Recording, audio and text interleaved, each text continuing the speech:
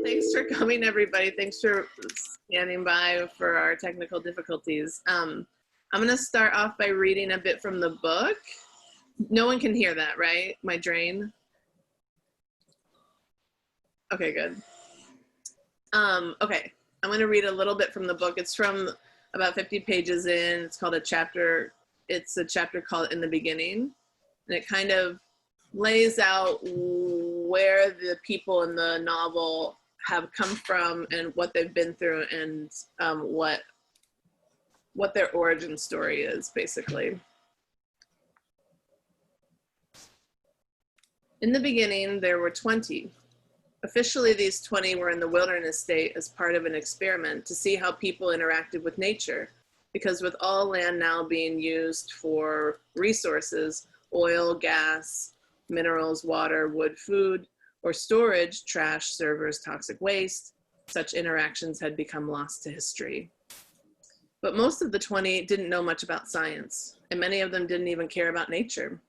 These 20 had the same reasons people have always had for turning their backs on everything they'd known and venturing to an unfamiliar place. They went to the wilderness state because there was no other place they could go. They had wanted to flee the city where the air was poison to children. The streets were crowded, filthy, where rows of high-rises sprawled to the horizon and beyond. And because all land that hadn't been subsumed by the city was now being used to support the city, it seemed like everyone now lived in the city, whether they wanted to or not. So while a couple of those 20 had gone to the wilderness for adventure and a couple for knowledge, most fled there because they believed in some way their lives depended on it. In the beginning, they had shoes and army-issue sleeping bags, tents, lightweight titanium cookware, ergonomic backpacks, tarps, ropes, rifles, bullets, headlamps, salt, eggs, flour, and more. They walked to the wilderness state, made camp, and on their first morning, made pancakes. They sprinkled sugar on them. They flavored their early stews with bacon. None of that stuff lasted long, though. That first day felt like a vacation in a wondrous new place, and that feeling didn't last long either. In the beginning, their skin color matched that of wood pulp, riverbed sand, wet tree roots, the rich underside of mosses. Their eyes were brown, their hair was dark, they had all 10 fingers and toes. Their skin was unscarred. The dangers of the city had never been from scrapes and cuts. In the beginning, they were written about and reported on back in the city, a group of people who had forsaken civilization to live in the wild. Why would anyone do that? Op-eds wondered what would happen to them. Mainstream journalists wondered what they were running from. Alternative publications wondered if they knew something everyone else didn't. Regular people sent them care packages of homemade cookies, coffee, hot dogs, generally inedible by the time they were opened. Batteries, toothbrushes, pens, useless items for people attempting to live primitively. Someone sent them a 40-pound cast iron pot. It was a family heirloom. It had been in his closet for years, he'd written on a card. He couldn't bear to throw it out. He hoped they would have some use for it. The ranger at post took a picture of them pretending to struggle to lift it. They were smiling or making pained faces.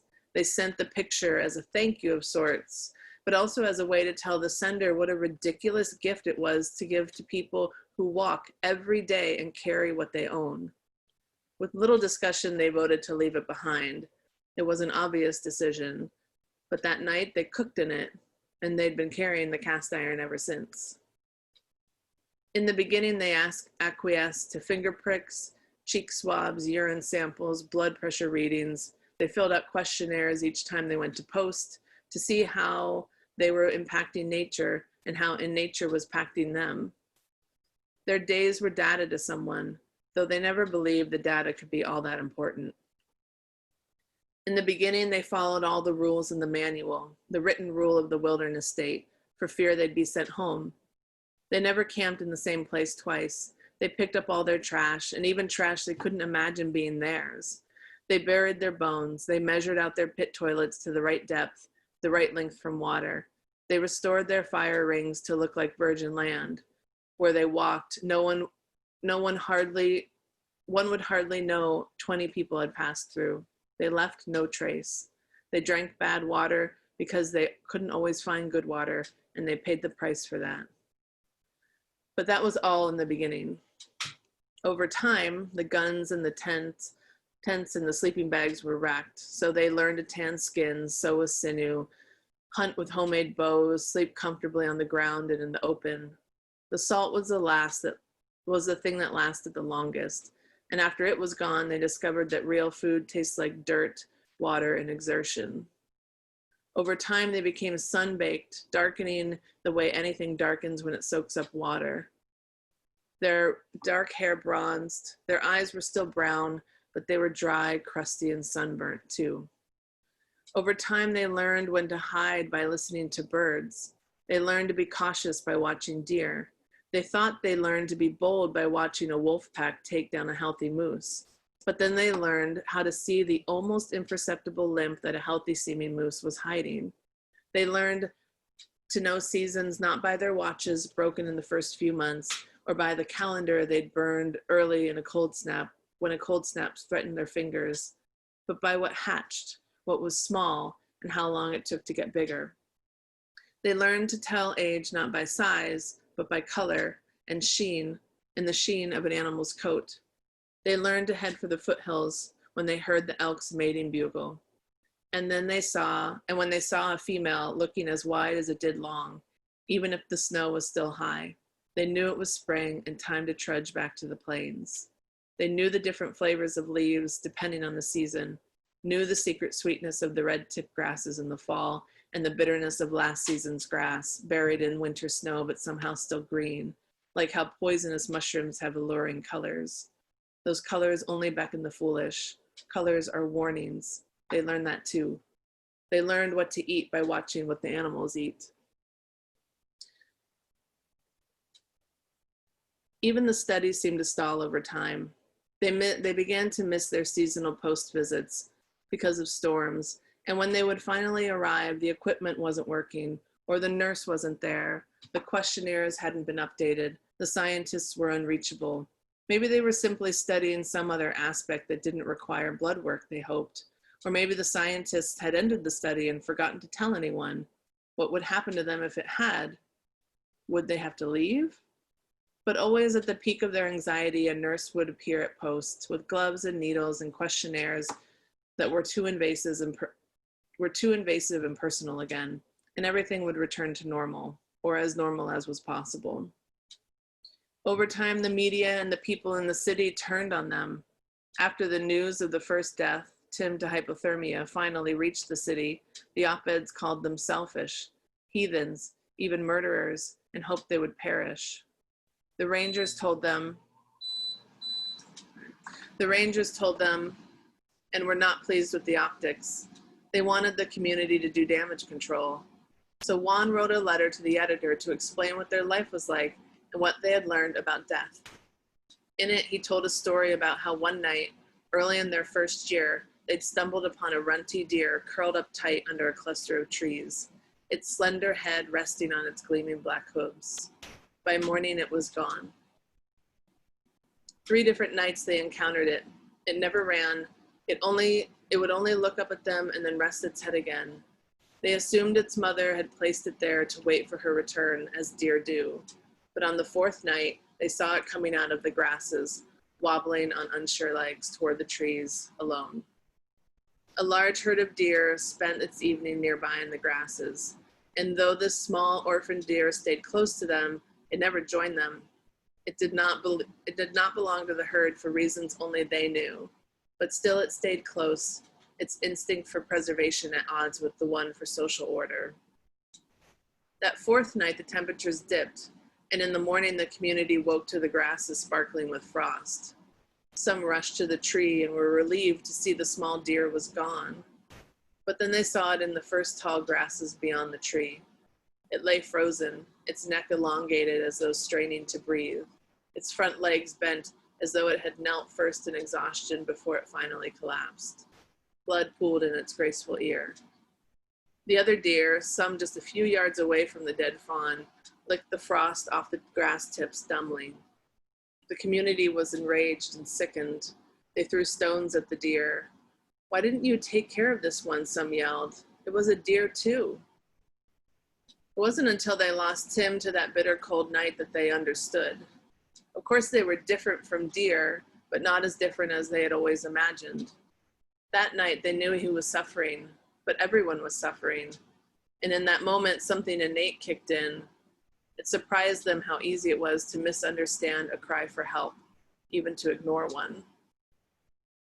When the letter was published, the people in the city were disgusted, and soon after, all the op-eds outlined the terrible deaths they wished upon the community in the wilderness state.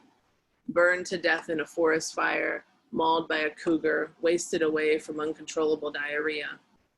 The rangers told them about all these, gleefully it seemed. And actually, that's how a few of them died. Eventually, their numbers would dwindle to only 11. It's not that those losses weren't difficult. It's just that loss was now a part of their daily life, as so many new things were.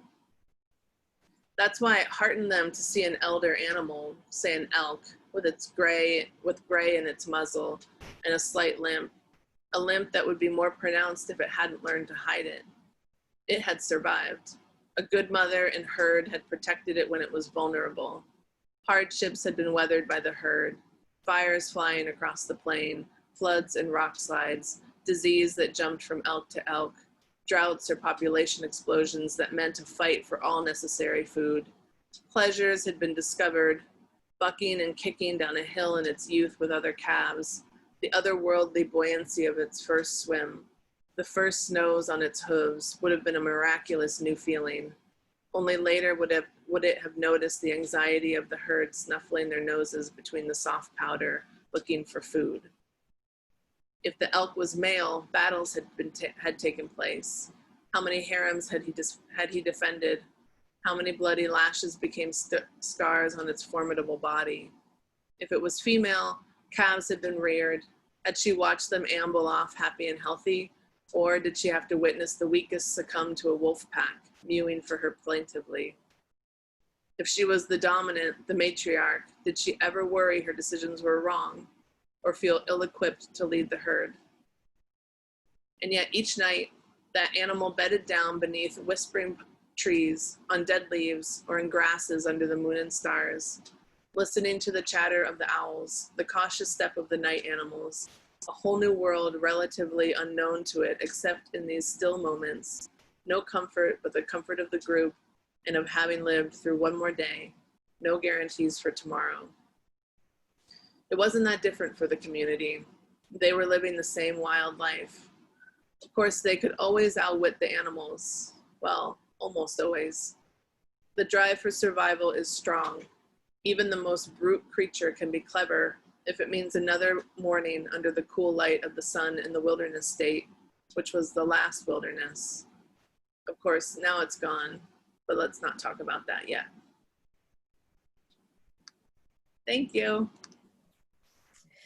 Thank you, Diane. It is so good to see you. You too. Yeah, even though it's clearly 3,000 miles separate us. So for everybody who's here, thank you so much for logging in and bearing with our technical difficulties. I'm Rahawa, she's Diane. And let's see, one moment. I'm just trying to do a thing. Okay. Yeah, so I think we are just going to have a little conversation and then we're going to open it up to some questions at the end. So if y'all want to post questions along the way, I'll eventually look at the chat and scroll through them and ask questions at the end. So Dan, how does it feel to have this book out under these circumstances? A question I know you've been asked before, but that I know that I can't be the only person who wants an answer to. Yeah. Well, I'm happy to have a book out. I'm happy it came out. I'm happy I finished it and that now people can read it. All of that's a good thing. I am, am I just being honest? I'm sad because I'm in my apartment and my kids are over there sleeping or not sleeping, as the case may be. And I definitely had a very different vision for this summer and this and like having this book out, we were gonna like travel, and we have a newborn, or he's 2 months old now, but we were gonna bring him like to the West Coast and stay for a couple weeks and like introduce him to all the friends out there, and then go to Michigan and introduce him to all the friends there. It was just gonna be like a big kind of caravan of book and baby love, and now now we're just here. Yeah. Drinking my wine. I mean, listen, not so bad, I guess. I would like to know about your process. Like, when did you start writing this book? You know, I remember we met at a reading that you did for your short story collection, Man v. Nature, which is great for those who haven't read it. I was very brazen and walked up to Diane and pretty much said, we are now friends. So yeah, I want to know, when did you start writing this, and where in the book did you start? I had the idea for this novel at the same time as I was writing the stories. They all kind of came from this same place, and this same line of thinking that was like, wanting to explore how humans and animals are related rather than different, and wanting to kind of explore the lives of animals and imagine a world in which maybe the things that they have to deal with in their lives were things that we had to deal with in our lives, in a really literal way, you know, like people stealing your baby, you know, from your nest, as opposed to like, you know, having the different layers of civilization, you know, that like separate us from what is really just a basic like animal existence. So I had the idea when I was writing the stories, and then I kind of put it aside for a while. I like took a bunch of notes and then put it aside because I wanted to write the stories. That's where I was the most interested, but I knew that I was going to write this thing someday. And I turned to it when I was done with this short story collection. And I'm glad I did that, because I think it could be, even though it came from a similar place, and both books share like ideas, and both books share like imagery even, like I wanted the book to be something that could be real. Oh, hi, future cat. I wanted the book to be something that could be real, like that could really happen, even though it seems unlikely. Does it? I know. Well, when I started it, it was like 2012, and it feels like a very different world. The short stories are like kind of fabulous and fantastic, and like things happen that are kind of impossible, and that was fun. But with this book, like I'm glad that it's not like that. Like it has this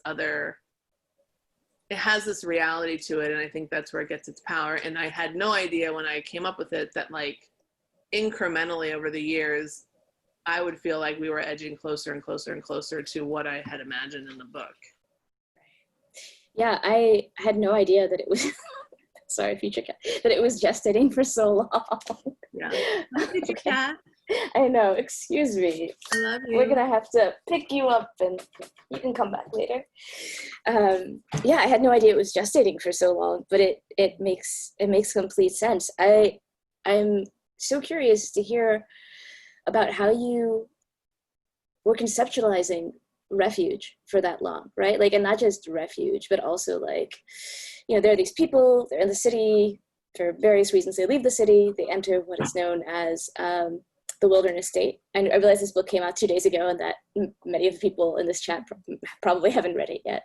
So this is a very quick summary, but you know, that comes with a trade-off where they're, you know, the city is very polluted and children keep dying, and they have a chance to, again, they have a chance to survive, but they're constantly being monitored, right? Like it's not just refuge, it's surveillance as well. So how did you figure out, like, when did you start thinking about it in those terms, right? Like, because clearly the thing that helps this group in the wilderness state survive is observation, but it's also what makes them so threatened, right? Right. Yeah, that's a really good point. I don't think it started out like that. I definitely think that the first idea was that this was a refuge for them, and that there was this idea, and I even allude to it in the book now, but I allude to it from like the opposite point of view. I think like when I originally conceived of the book, these people were going there because they believed that having nature in their life was essential, and it wasn't so much this like dire life or death need. It was more like a choice almost. And I think, I think like that it was like a light idea and not a fully baked idea, because I'd really started thinking about the book more from the premise than anything else. And once I had my characters there and they were there, I realized like what a strange and kind of dangerous situation that they were in. And I had to rethink like, why would anyone do this? Like, I think it was like, it's interesting. Like, I was thinking, I started the book with like a romantic idea of the wilderness, and I ended it with the proper view of the wilderness, which is like that, it's not romanticized, it's pretty inhospitable, and you can't just assume that everything's going to be nice because it lacks people. You know what I mean? So I think the idea, I think I always knew that there would be rangers because it's a wilderness area, and that's just the association I have. But it took a while, and it took a little bit of writing, and it took establishing that the life that they're living there is precarious. It's not ideal for me to understand that the rangers were more sinister than they first appear. And then I think just in writing, I mean, it's funny when you're writing, when you're at the end of a book, it seems impossible that you didn't always have all of the ideas in the book like established already, but you really discover them as you go. And I also was writing at a time when there was a lot of conversation. It seemed renewed, but maybe it wasn't. Maybe I just hadn't been paying attention. But with the election in 2016, like a renewed interest and anger over immigration. And so I had started thinking, as I was writing about the American West, I mean, about land in the American West and people who are trying to find a better life and are being,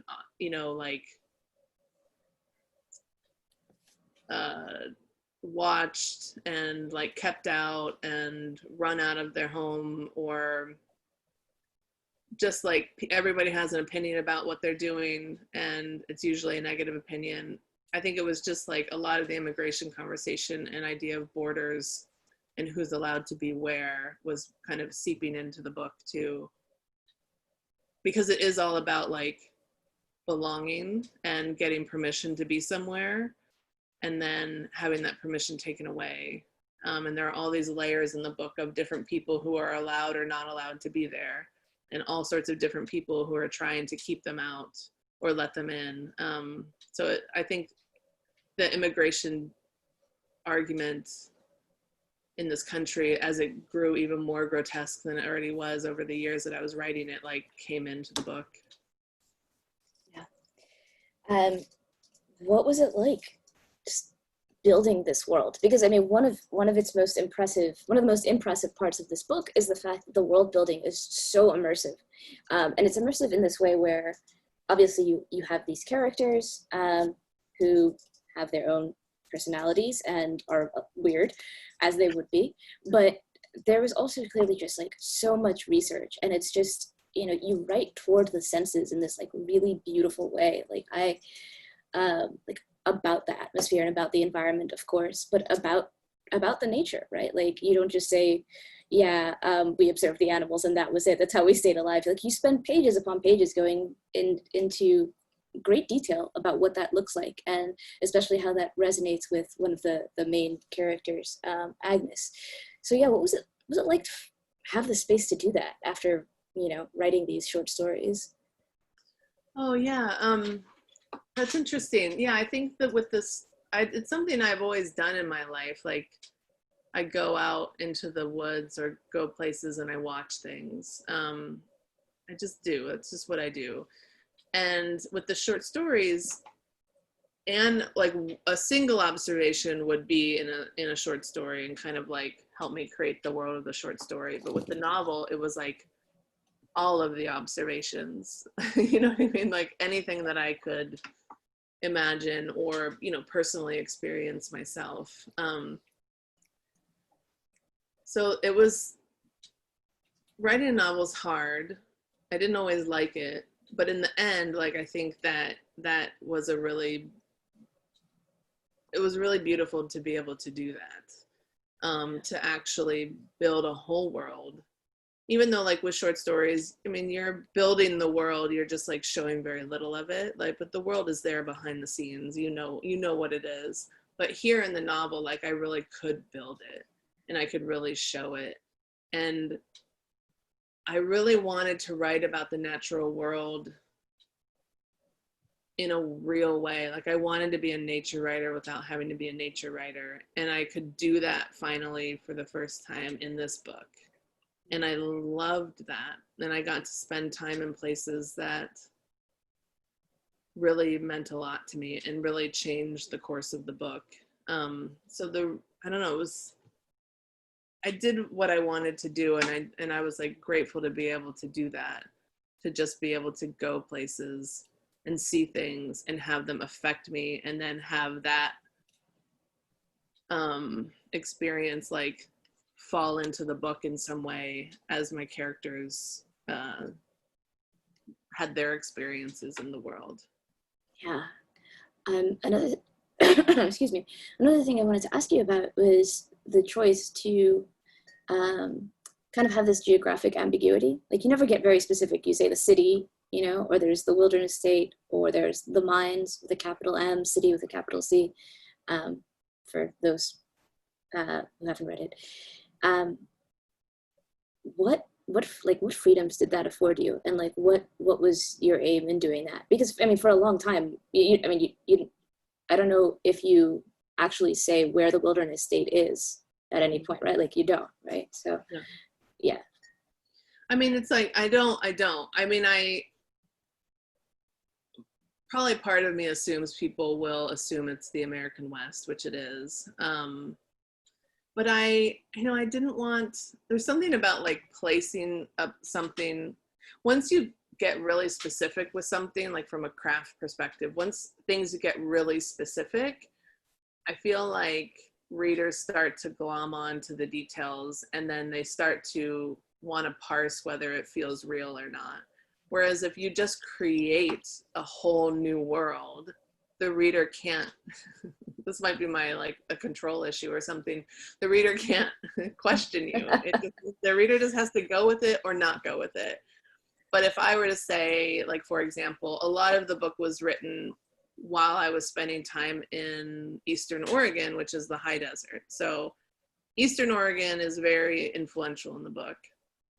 But if I started talking about Eastern Oregon and like the place once known as Eastern Oregon and this place which used to be known as this, and I just think you just get invested in those details and it distracts you from the story that I'm telling or the feelings that I'm trying to convey or the characters who are going through something. And there's something nice about a place that's just a place, that it has this mythic quality, like the city, the wilderness. There, it's like, it becomes a kind of fable, or these like fabled places, or they're archetypes in some way. And I think they're just easier for people to take on face value and not get kind of drawn into the weeds of all the details. I just like that. I like reading about places like that, and I like writing them. I can't imagine I'll ever write a book that takes place in a very specific named city or other kind of landscape. Really?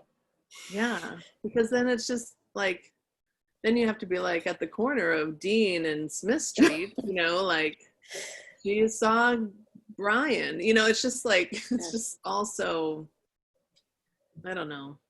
Yeah, I will say this is one of the few books, and perhaps this is damning of my reading choices, but this is one of the few books I've read this year that doesn't explicitly have a scene in New York City and describe it as such. And I'm sorry, there are just so many books that do.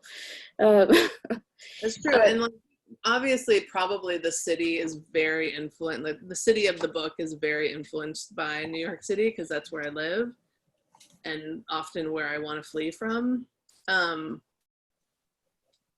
But I also never, well, I don't want to spoil it for anyone, but you never go to the city in the book. Yeah.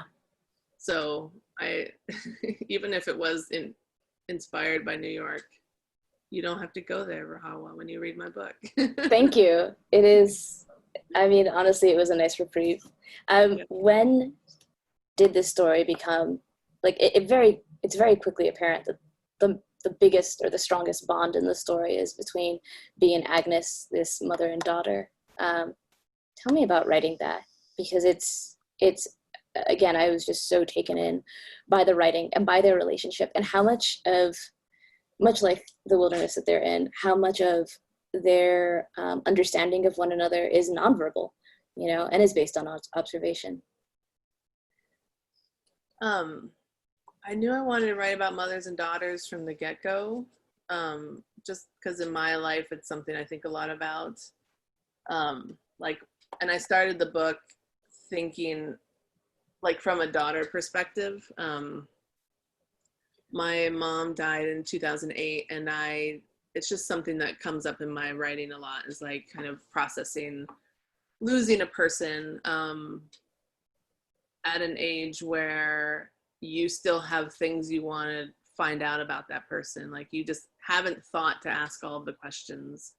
You haven't, there's like a bond that's like hasn't been fully formed yet.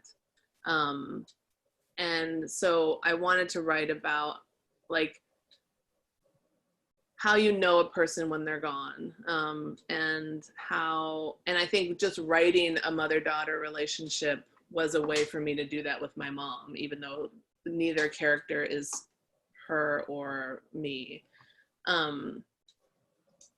And then throughout writing the book, like eventually I had my own daughter. So then I started thinking about that bond in a totally new way. And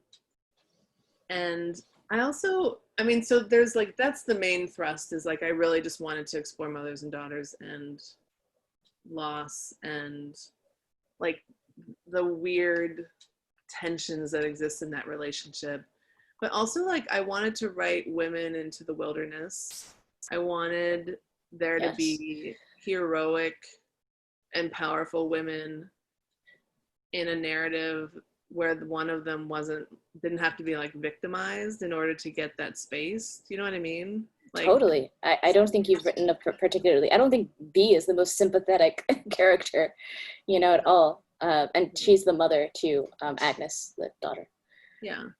Yeah, and I wanted to write complicated characters, characters that I related to, like mothers who seemed like the kind of mother I would be or worried I would be, or the kind of mother that I may have had but didn't necessarily know, because she wasn't always, like, I didn't really know her as a human. I knew her as my mom, and we never like got past that point. So I just like wanted there to be space for women and mothers and daughters to just be little monsters or terrible to one another or beautiful to one another, to like give up everything and have mixed feelings about that, you know? Like, I just wanted it to be real.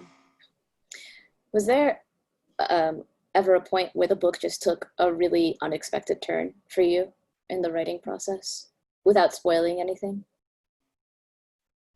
I'm hoping the answer is yes. That's a really good question. Well, so this is the first thing I've ever written where I had an outline. And I did that because I needed it, because I was like losing my mind writing it. Do you recommend those to writers? Outlines? Yeah. Not always. You do not have one? No, I do. Got it. Please, no one email my editor.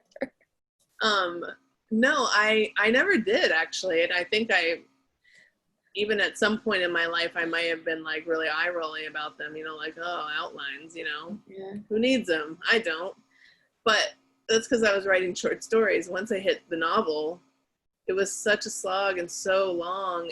And I just needed like signposts to get me through the writing at times, like, because I just was too hard otherwise.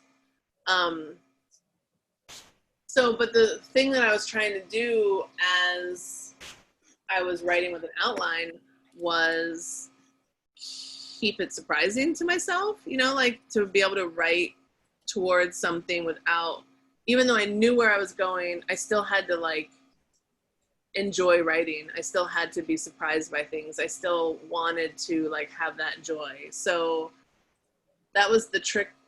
That's like the kind of thing that I had to find, was to like have the narrative take wild turns that I didn't see coming while still moving toward the end goal that I knew was there. So yes, there were surprises.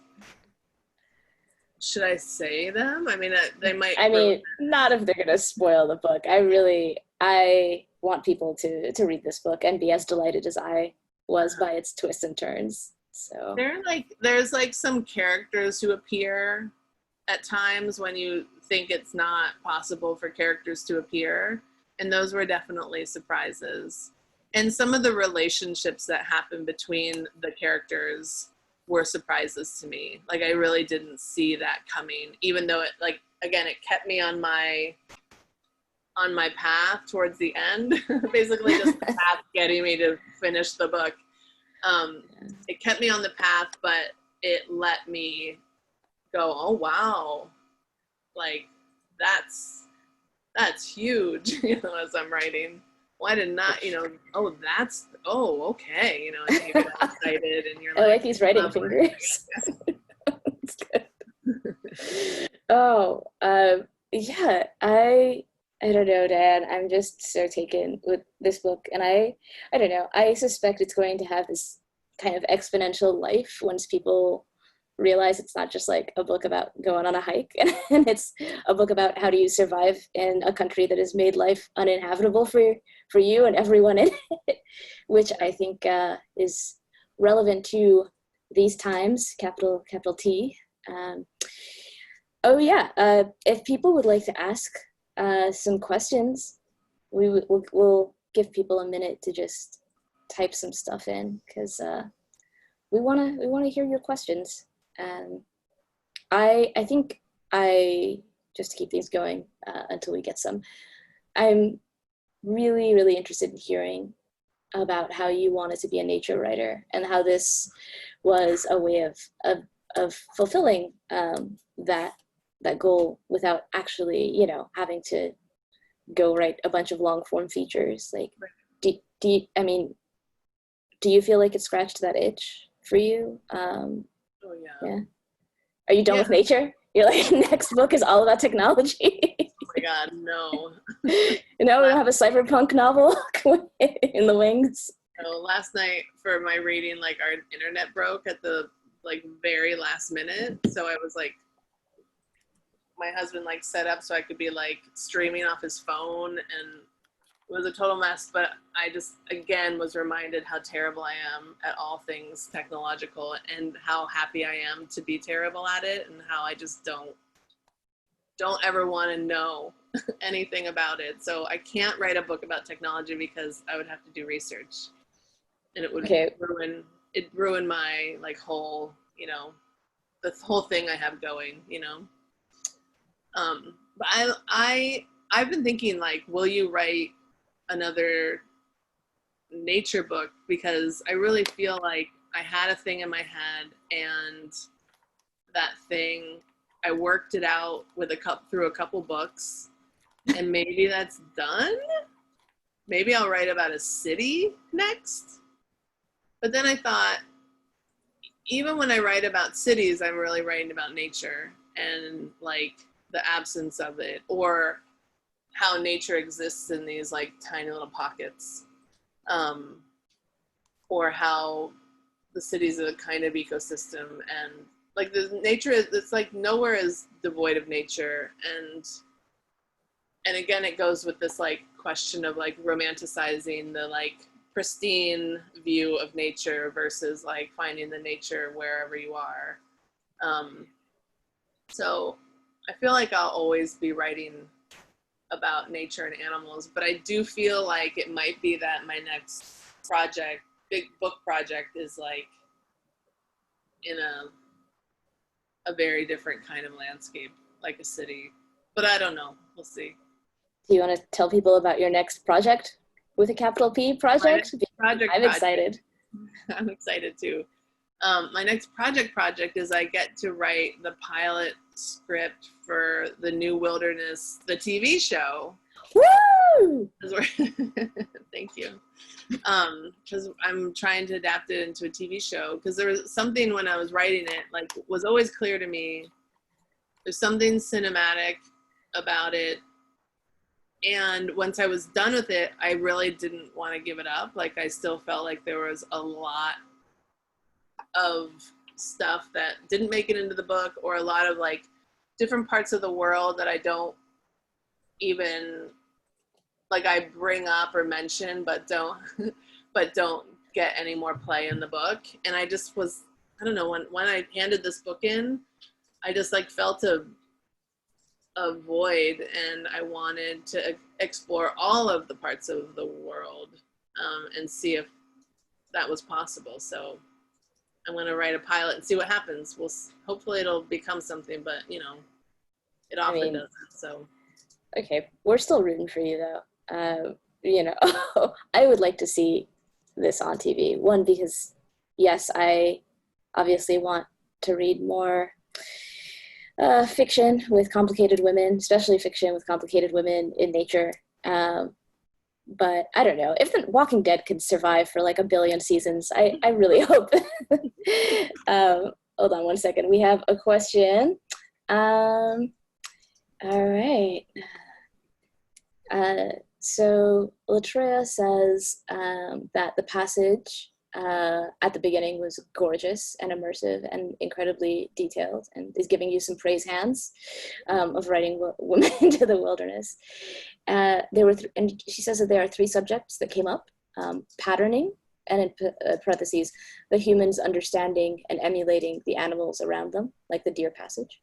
The next one is trust as a community, and in the initial relationship with the rangers and aberrations, the exploration/realization that rips a hole in the understanding the main characters have of the landscape they're situated in, and the relationships that they've had for an extended period of time. And she wants to know that without giving away too much, how did you know what the major aberration or aberrations would be? And were there other choices that you originally made that didn't work and required you to go back to the core material and revise? What did you know had to be the pillars for this novel? And thank you, Latreia. That's a really good question. Yeah. The pillars of, I got distracted at one point when you were reading because I saw a mouse. I have a mouse infestation in my apartment that just happened in the past 3 days. So anyway, the pillars of things that didn't work in the plot, or of these animals. Yeah. I'm going to reread it. It said, I'm just going to read it. Were there other choices that you originally made that didn't work and required you to go back to the core material? And what did you know had to be the pillars for this novel to work? So I guess maybe narrative pillars or character incidents. Thank you for repeating that. They had a different ending at some point, which is funny because I had always outlined it to end the way it does. And then in thinking about what you were asking about, like where books take a turn, I started following a totally different path at some point when I was writing, because I was like, no, this is better. And I wrote this totally different ending. And then I read it and had a couple people read it, and I just realized it wasn't as good, and I went back, scrapped it, and wrote the ending that I'd always imagined, and that is the ending that exists now. So it's funny, like even when you want to follow like the threads that are coming up, there is this overarching, I think, like knowledge that you have of what the right move is when you're writing something or immersed in it for so long. One of the hardest things for me to like figure out in writing it though was the point of view. And I was writing, I knew that B was going to be one of the narrators. It's like a close third narration, but she, you know, she takes part of the story. But I knew that like I also wanted Agnes to take on the story at some point, but I just couldn't access her character at all. I mean, like I could in writing through B's perspective, but not like, I just like was having trouble letting go of B's voice and like go into Agnes. Yeah. And in the beginning I was like writing in first person, third person, second person at times. Like second person. Yeah. Oh. That's what you call it, right? Yeah. No, it's definitely what you call it. I'm just trying to imagine second person from what primary. Anyway, yeah. I had all of these. Yeah. Oh, and like also like a collective we voice, right? There was like a chorus kind of at some point of like a Greek chorus? Kind of. But I was like trying to figure out, I just like couldn't land on anything really for a long time. And when I finally got B's voice, and then I was like, okay, it has to be close third. But then I still couldn't get Agnes. And at one point I just had to like take a week, close the main document, open up a new one, and just write like experiment with Agnes narrating. And then I finally was able to do it. And I think it was just because like there was just like all this like noise from the draft and from all the different ways that I'd been trying to tell the story and all of these different points of view. And I just like had to put them all away before I could finally get Agnes. And then she takes over the book at some point, you know, which is like a little bit of a spoiler, but don't worry about it. Yeah. No, that's so interesting to hear you say, because, you know, like I know we've often talked about the tyranny of the blank page, but as I've gradually discovered, the full page is tyrannical as well. You know, like it is so cluttered, and there are so many possibilities that I don't know. It's always like a nice waypoint where a blank page is like a source of refuge for a writer. Yes. You know, like I speaking now. Yeah, and also I just, you know, the expectation of having to create is kind of like off of your shoulders, and you really do get to play. You know, you get to create in a different way as opposed to like hitting a word count or whatever. And Rebecca would like to know what influenced you while you were writing The New Wilderness, like books, music, movies, having to change Casidora's diapers, like what? What were some of your inspirations and influences? Well, being in different landscapes was hugely influential, and like walking. I know this is like maybe a boring cop-out kind of thing, but like going for walks and just being in a place for a long time that wasn't my home, like not my apartment in Brooklyn or not the workspace that I go to. But I spent the early years really spending a lot of time at these residencies that were out west in the high desert, and or even just in natural spaces where I could observe animals and have like, I don't know, like my intellect like pinged by them, by the things that I would see. And there are like a lot of things that happen in the book that were things that I witnessed, but I was able to like repurpose as something that meant something to the characters themselves. And, you know, I'm not sure that the book would be the same if I hadn't been able to do that. You know, if I hadn't seen those things or had a similar experience at some point. So, and that's just from like spending most of my time, my work day, like actually walking around and seeing things and being open to whatever comes my way. And then like I would, I did a lot of like research or just like tooling around on the internet for, I don't know, like primitive living skills, which is very popular online. A lot of people want to know all about that stuff. So that was interesting.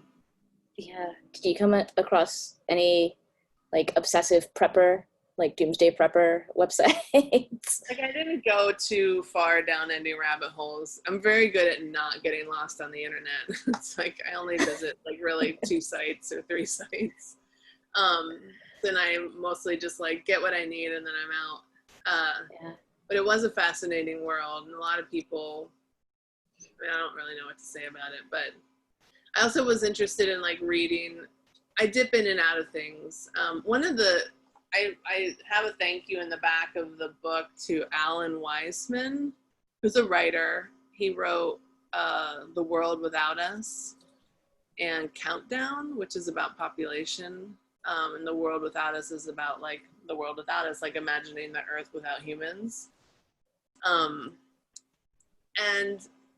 that was inspirational, not like for any specific thing. Like I can't point to any specific thing in the book that like came from reading those books, but I just like his brain, and those 2 books are great, especially The World Without Us.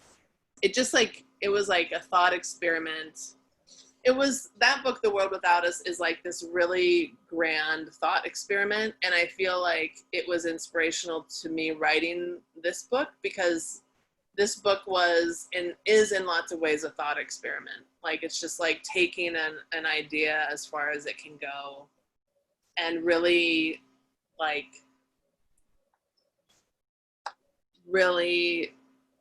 just mining it for everything you can. And I feel like that book was probably pretty inspirational to me in doing that. And before we leave, will you mention some of the landscapes that you found so inspiring? Like I know you did a few residencies. Yeah, the place that was really probably the most influential is like southeastern Oregon, which is the high desert. It's the edge of the Great Basin. There was this town called Summer Lake there, and there was a little like pretty small, I mean at the time it was small, I think it's like more known now, but like a new residency there. And it's situated, it was like an arts organization took over like some old lodge, like vacation lodge. And it's situated right on the base of this, right at the edge of this dry lake bed, like alkali dry lake bed. So all you can see for as far as you can see is just this flat, dry lake. That's like bigger than Manhattan. And I was coming from like Brooklyn, and I would just sit at my desk and look out over it, and it was so strange, like visually strange and beautiful, but like empty and inhospitable, but stunning. And when I spent time there, I knew that I wanted my characters to walk across this place, and they do in the book. And I spent some time at another residency in, like near Bend, Oregon, and then another residency on the coast of Oregon, which is where I had the idea for this book, and where I always assumed the landscape, like that landscape would be the landscape of the book. But once I got to the desert, I never looked back, and I made it a desert book. I love it. Well, thank you so much, Diane, and thank you, Booksmith, for hosting this conversation. Thank you to everyone who attended. I sending my best. I know several of you. So again, just sending my best to everyone who's clicked into this Zoom. And please, please, please read this book. Yeah. Anything to add, Evan, about? I just wanted to thank you, Rahawa, for being here and joining us tonight, and to say congratulations again to Diane. This has been really lovely. Yeah, sorry again for the complications, but No problem. But I'm glad all of you guys could join us tonight, and I hope you all get the book from Booksmith, and I'll drop the link in the chat again. But I hope we can all meet in person soonish, in the not too distant future. But until then, please take care and be well, everybody. Yeah. Thank you all for coming. I really appreciate it. Thank you. Take care. Thank you, Diane. Bye, Diane. Bye, Evan. Bye, Anne. Bye. Bye.